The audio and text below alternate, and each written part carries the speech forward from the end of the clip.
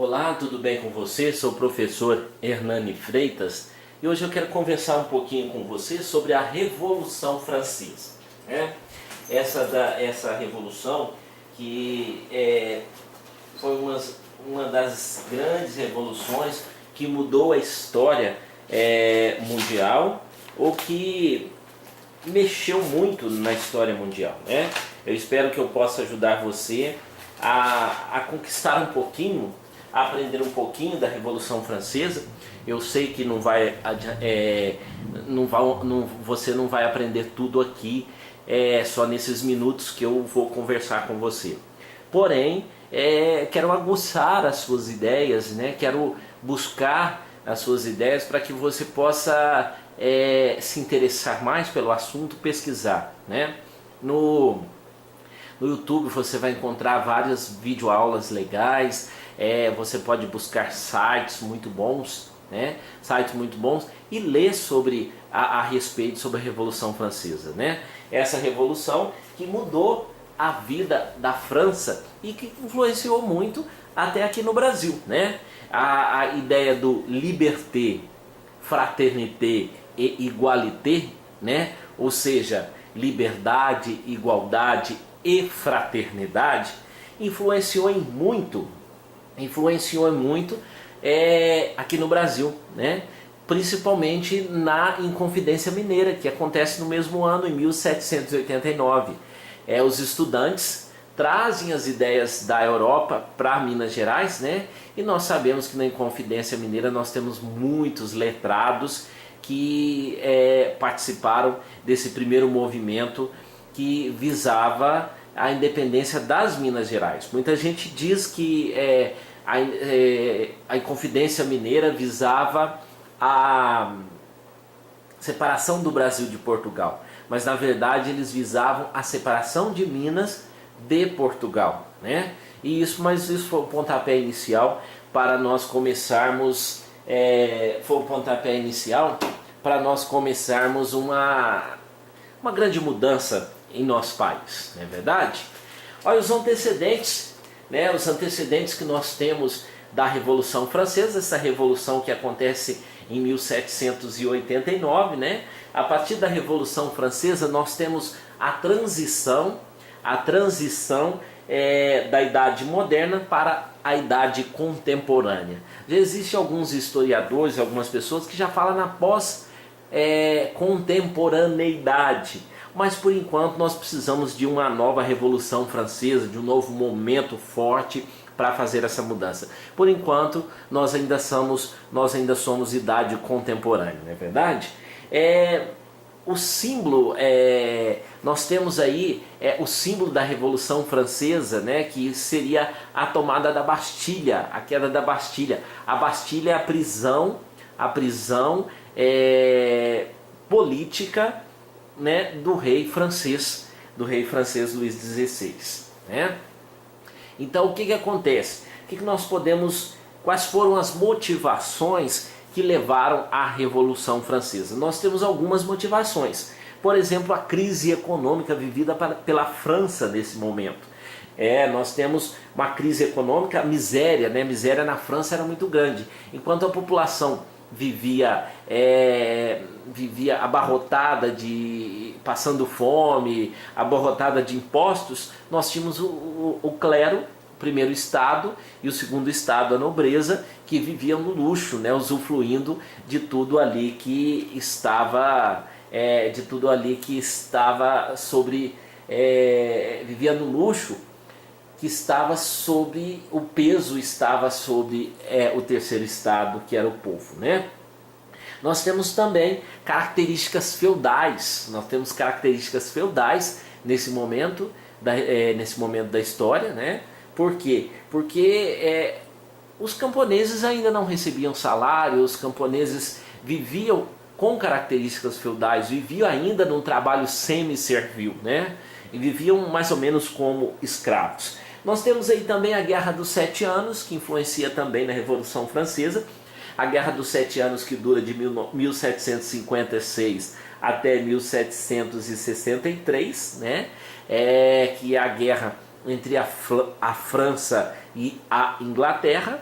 E essa guerra influencia muito, né? Muita gente eles têm contato com as ideias iluministas, né? Com as ideias de Rousseau, com as ideias de Voltaire, de Diderot, d'Alembert e de outros iluministas, ideias iluministas, por causa dos colonos, né? Das 13 colônias que em 1776, né? Em 1776 vem a ser os Estados Unidos da América, né? A França perde a guerra, que fica devendo uma fortuna.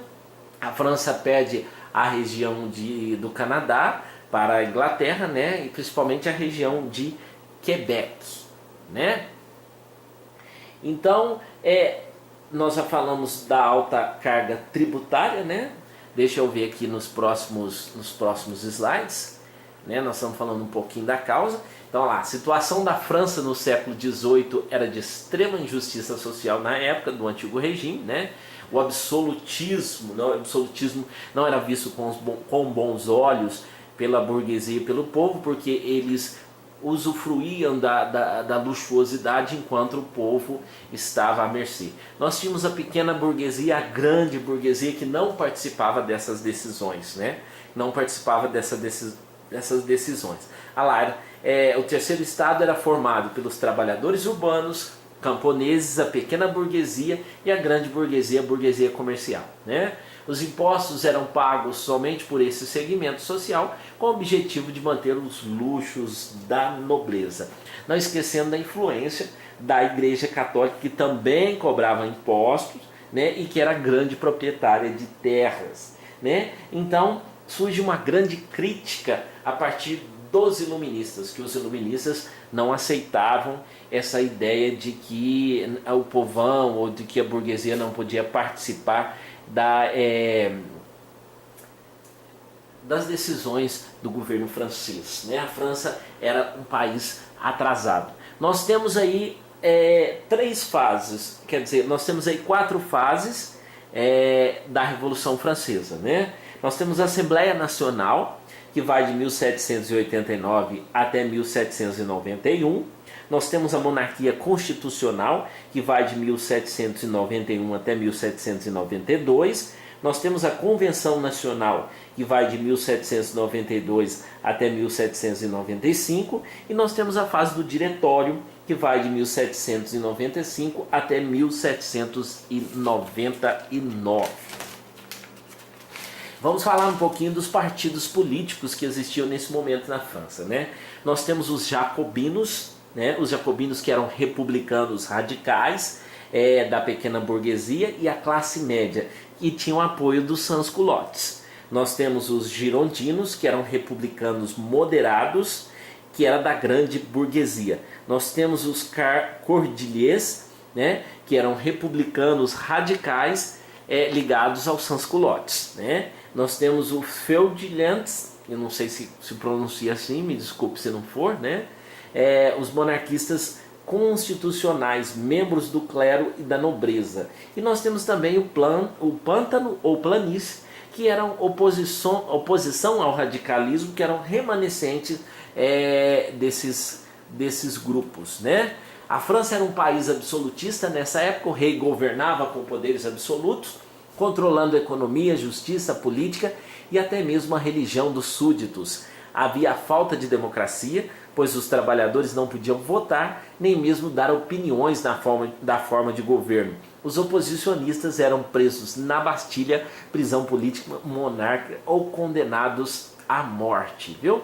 A sociedade francesa do século XVIII era estratificada e hierarquizada, né? Como eu disse para vocês, primeiro estado, o clero, segundo estado, a nobreza, e terceiro estado a burguesia e os camponeses, ou seja, o povo, né? O clero também tinha o privilégio de não pagar impostos. A nobreza e o clero não pagavam impostos. Abaixo do clero estava a nobreza, formada pelo rei, sua família, condes, duques, marqueses e outros nobres que viviam de banquetes e muito luxo na corte. A base da sociedade era formada pelo terceiro estado, trabalhadores, camponeses e burguesias, que, como já dissemos, como já disse, né, sustentava toda a sociedade com seu trabalho e com o pagamento de altos impostos. Pior era a condição de vida dos desempregados, que aumentava a larga escala nas cidades francesas. Tá aí um organogramazinho para vocês verem, bem pequenininho, que mostrava aí o clero, mais ou menos 125 mil, né, na França, que era um país populoso. O segundo estado, que era a nobreza, mais ou menos 135 mil, e o terceiro estado, a burguesia, a alta burguesia, 250 mil, artesãos, 250 mil, e os camponeses e operários, que eram 24 milhões. Né? A vida dos trabalhadores e camponeses era de extrema miséria, portanto desejavam melhorias na qualidade de vida e de trabalho. A burguesia, mesmo tendo uma condição social melhor, desejava uma participação política maior e mais liberdade econômica em seu trabalho. A Revolução Francesa, em 14 de setembro de 1789, a situação social, como eu já comentei com vocês no início, era muito grave, né? E o nível de insatisfação popular era muito grande. A população era muito grande, e se a população se organizasse, ela venceria facilmente, porque eram em torno de 24 milhões o povo, né?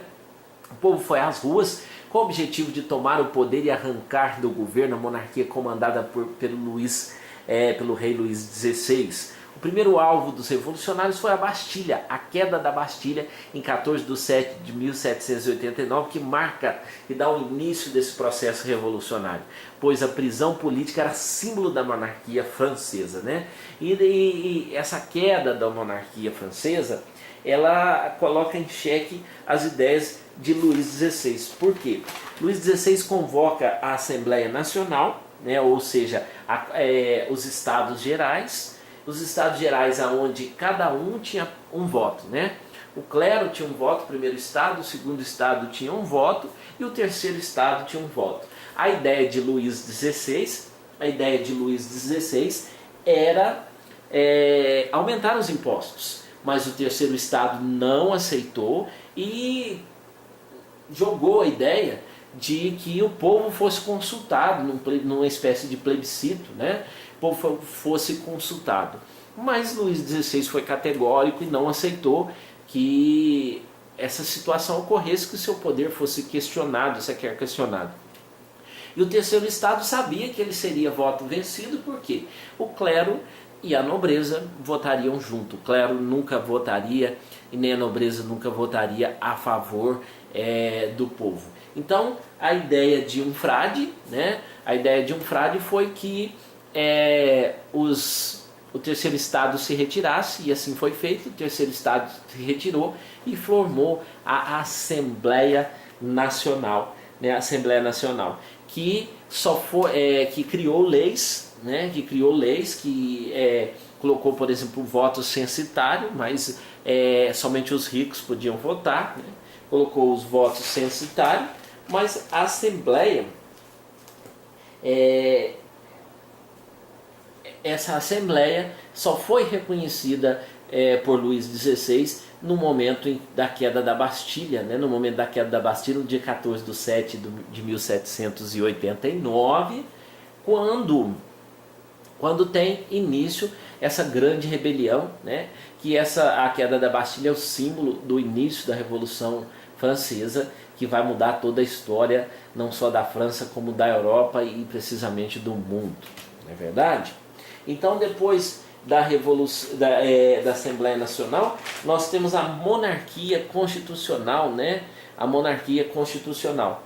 Essa monarquia constitucional, o rei governa, mas governa e não governa ao mesmo tempo. O rei é rei, mas não tem poder, porque ele está acompanhado de um parlamento, né? E que vai de 1791 até 1792.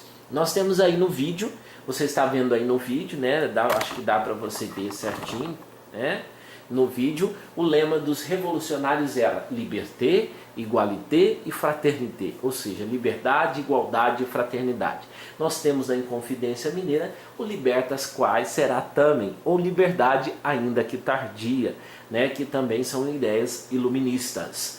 Pois o liberté, igualité e fraternité, ele resumia muito bem os desejos do terceiro estado francês. Durante o processo revolucionário, grande parte da nobreza deixou a França, porém a família real foi só capturada enquanto tentava fugir do país. Preso, os integrantes da monarquia, entre eles o rei Luís XVI e a sua esposa Maria Antonieta, foram guilhotinados em 1793. Em 1793, na chamada Convenção Nacional, cujo os jacobinos governavam na pessoa de Robespierre. Esse período também foi chamado de período da era ou fase do terror, porque morrem guilhotinados na França de 17 a 20 mil pessoas. O clero também não saiu impune, pois os bens da igreja foram confiscados e muitas pessoas do clero foram mortas também. Voltando a repetir aí a Assembleia, no mês de agosto de 1789, relembrando, porque eu já havia comentado antes, a Assembleia Constituinte cancelou todos os direitos feudais que existiam e promulgou a Declaração dos Direitos do Homem e do Cidadão. Esse importante documento trazia significativos avanços sociais, garantindo direitos iguais aos cidadãos, além de maior participação política do povo. Nós temos aí os dois grandes grupos, girondinos e jacobinos. No período da Convenção Nacional, assume os jacobinos na pessoa de Robespierre, na fase do terror que eu já comentei com vocês. Os jacobinos representavam a baixa burguesia e defendiam a maior participação popular no governo. Liderados por Robespierre e Saint-Just, os jacobinos eram radicais e defendiam também profundas mudanças na sociedade que beneficiassem os mais pobres, viu? Tá aí a fase do terror que eu já comentei com vocês. Em 1792, os radicais liderados por Robespierre, Danton e Marat assumiram o poder e a organização das guardas nacionais. Esses recebem ordens dos líderes para matar qualquer oposicionista do novo governo. Muitos integrantes da nobreza e outros franceses de oposição foram condenados à morte nesse período. A violência e a radicalização política são as marcas desta época. Tá aí a fotinha do Maximilien Robespierre, ele que também é guilhotinado depois. Ele mandou guilhotinar muita gente, mas também foi guilhotinado um pouquinho mais para frente, Nós temos aí em 1795 a burguesia no poder, os girondinos assumem o poder e começam a instalar um governo burguês na França. Uma nova constituição é aprovada, garantindo o poder da burguesia e ampliando seus direitos políticos e econômicos. O general francês Napoleão Bonaparte é colocado no poder nessa fase que nós chamamos fase do diretório. Tá aí a fotinha de Napoleão, Napoleão Bonaparte. Nós chamamos essa fase de fase do diretório, que vai de 1795 até 1799. Anteriormente nós temos a Convenção Nacional de 1799 a 1795, que é a fase do terror.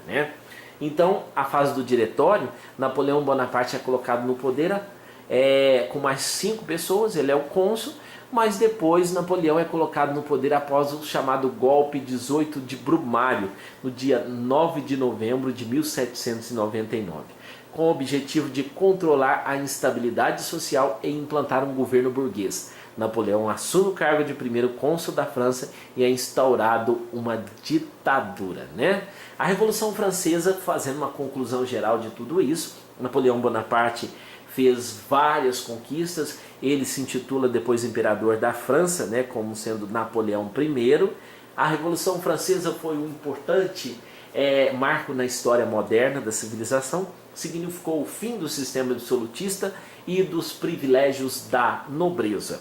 O povo ganhou mais autonomia e seus direitos sociais passaram a ser respeitados. A vida dos trabalhadores urbanos e rural melhorou significativamente. Por outro lado, a burguesia conduziu o processo de forma a garantir o seu domínio social, ou seja, o liberalismo econômico, o capitalismo.